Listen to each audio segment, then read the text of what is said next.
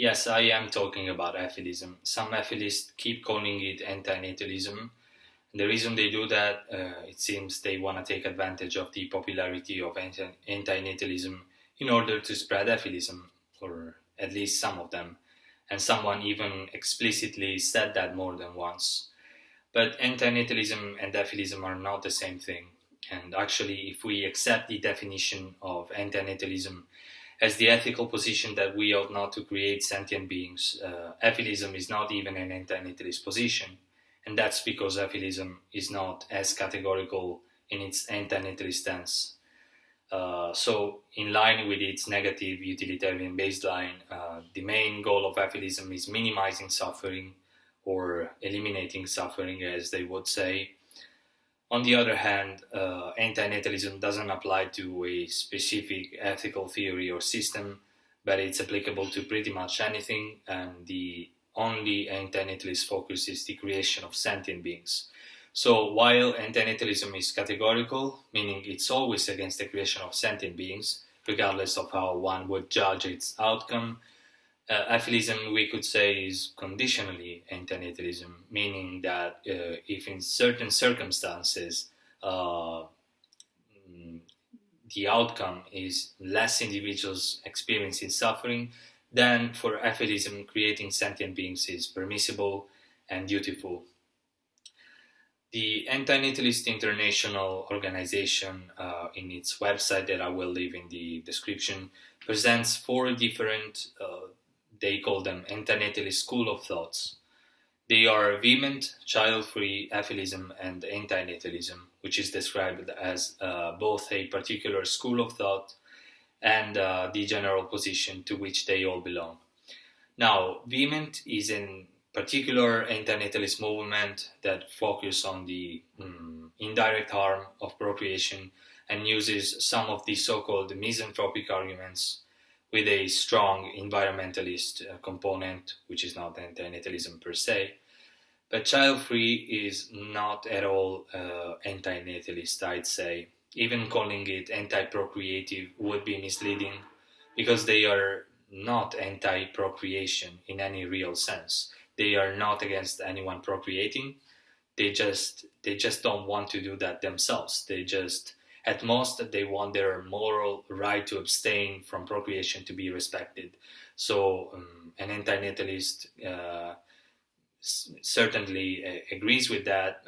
So that right should be respected on the very least. But that is not what anti-natalism says, and I think that is pretty clear. Now, let's get to the other two so-called school of thoughts, Efilism and anti-natalism. So, as you can imagine from the introduction and from the very title of this video, I think there are good reasons to be at least doubtful about Efilism being an anti-natalist school of thought. But let's examine the category of anti-natalism first. According to Ani, anti-natalism can act as both an umbrella term for all anti-procreation as well as being its own school of thought. So, let's say what antinatalism is not.